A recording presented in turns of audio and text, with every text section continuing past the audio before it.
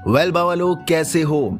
तो stranger scene 5 को cover करने के चक्कर में हम बहुत से टॉपिक को टाइम टू टाइम कवर नहीं कर पा रहे हैं, उसके लिए दिल से माफी है आप सभी से। अभी बात करेंगे it welcome to Derry episode 6 के प्रोमो के ऊपर, क्योंकि प्रोमो बहुत कुछ हिडन डिटेल्स छुपाकर बैठा है फ्यूचर स्टोरी के लिए, इसलिए करते हैं ब्रेक डाउन कुछ अमेजिंग थ्योरीज के साथ। देखते हैं पेनीवाइज का आतंक किस हद तक हमें एपिसोड 6 में देखने को मिलने वाला है। तो करते हैं शुरू, लेकिन उससे पहले क्या करना है, प्लीज वीडियो को लाइक कर दो, नए लोग काम पसंद आने पर चैनल को सब्सक्राइब जरूर कर लेना। यस, आप लोग सब्सक्राइब नहीं करते, सब्सक्राइब किया करो यदि आपको काम पसंद आता है तब। वेल स्टार्टिंग में ही हम देखते हैं एक ओल्ड असाइलम लोकेशन को, जहां आप नोटिस करोगे तो धुआं भी निकल रहा है। इट लुक लाइक कि यहां आग लगी हुई है या फिर कोई डिसास्टर मोमेंट हुआ है, एक्सप्लोजन वगैरह टाइप ऐसा ही कुछ। वेल हमें ये बहुत अच्छे से पता है कि 1908 में किचनर्स आयरन वर्क एक्सप्लोजन हुआ था, जो कि पेनीवाइज का ही किया धरा माना जाता है। तो ये लोकेशन भी एक फैक्ट्री टाइप लोकेशन ही लग रही है। मे बी हमें एपिसोड 6 में फ्लैशबैक में कहानी दिखाई जाएगी एंड पेनीवाइज ने कैसे इस घटना को अंजाम दिया था वो भी दिखाया जाएगा, या फिर प्रोमो में हमें पेनीवाइज का रियल ह्यूमन फॉर्म यानी बॉब ग्रे को एक जेल असाइलम सेंटर में कैद करते दिखाया गया है। जो कि डेरी की ही बात करें तो ये असाइलम कोई और नहीं बल्कि जूनिपर असाइलम ही होगा, जहां कुछ दिन पहले लिली को भर्ती किया गया था एंड वहीं से लिली को आयरस कर्स मिली थी। सो मेरा ये प्लॉट पर नजर मारने का ये मतलब है कि मे बी हमें बॉब ग्रे की ह्यूमन फॉर्म की फ्लैशबैक स्टोरी दिखाई जाएगी, कैसे वो पागल हुआ था, या फिर गलू जब उसके इंटरेक्शन में आया तब पेनीवाइज कैसे मैनियक एक्ट करने लगा था एंड वो बॉब ग्रे ही होगा जिसकी वजह से किचनर्स आयरन वर्क में एक्सप्लोजन हुआ होगा, क्योंकि ये सब उससे गलू ही तो करवा रहा होगा एंड यही हमें पेनीवाइज द क्लाउन का जाइंट रूप देखने को मिलेगा, यानी गलू और बॉब ग्रे एक पेनीवाइज को फॉर्म करेंगे जो हमें यहाँ इट सीरीज में इट एंटिटी में डराते हुए नजर आता है सभी को। तो मे बी इसी असाइलम में आकर गलू पूरी तरीके से बॉब ग्रे पर हावी हुआ होगा या हो जाएगा एंड हमें मिला फिर इट यूनिवर्स का deadliest scary clown Pennywise the clown means It entity. Why I am making this theory, क्योंकि बॉब ग्रे इसी प्रोमो में किसी से ये बोलते भी नजर आ रहा है कि don't be scared and most probably ये वर्ड अपनी ही बेटी से बोल रहा होगा जो अपने डैड को यहाँ मिलने आई होगी, क्योंकि बॉब ग्रे अपनी बेटी के साथ ही तो डेरी आया था 1908 में।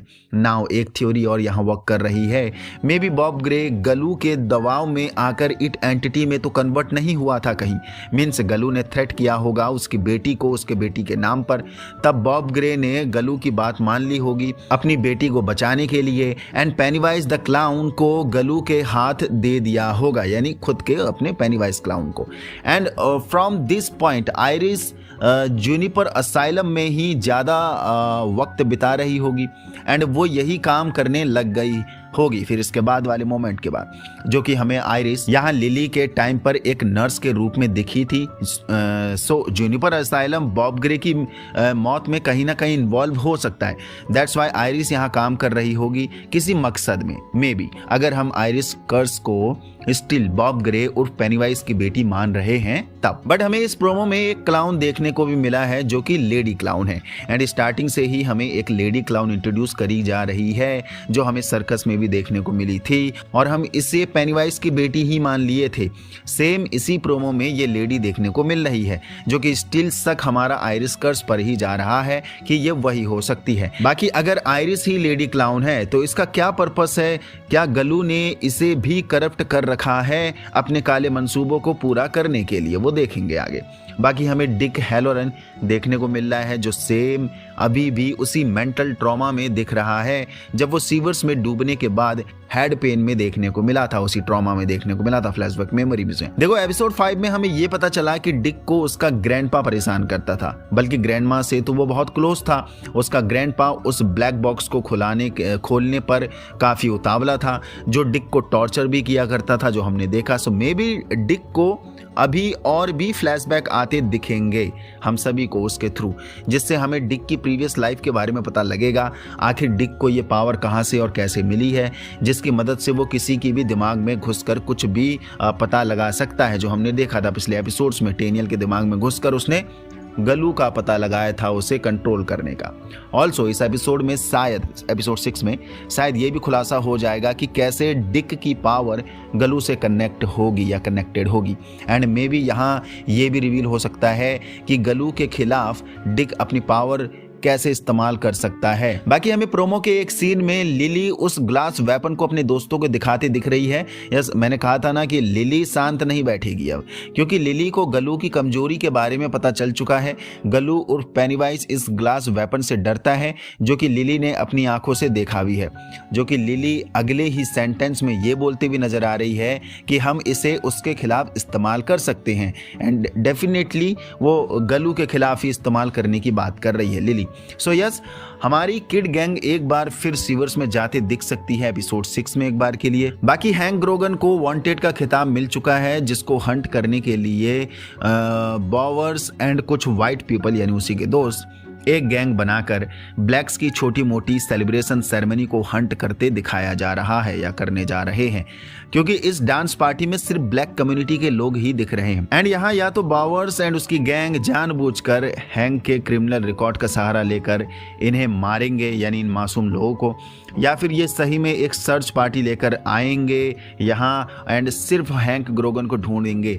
लेकिन हम सब जानते हैं कि डेरी के वाइट पीपल साले इतने भी अच्छे नहीं हैं। सभी वाइट ब्लैक से नफरत करते हैं, उन्हें मारना चाहते हैं। ऑल्सो मेजॉरिटी भी वाइट पीपल की ही है। तो डेफिनेटली ये नॉन थ्रेट अटैक है सभी ब्लैक के ऊपर, जो कि एक गैंग मैसेकर मोमेंट देखने को मिल सकता है एपिसोड 6 में। बाकी प्रोमो में हम देख रहे हैं विल अपने बाप का हाथ झटकते नजर आ रहा है, जैसे अपने बाप से ही डर रहा हो। एंड यस, सीवर्स में उस अटैक के बाद सिर्फ विल ही नहीं, लेरॉय भी डरा हुआ है, हॉन्ट हुआ पड़ा है, क्योंकि पॉली की जगह लेरॉय अपने बच्चे को ही गोली मार सकता था, जो मारते मारते बचा था।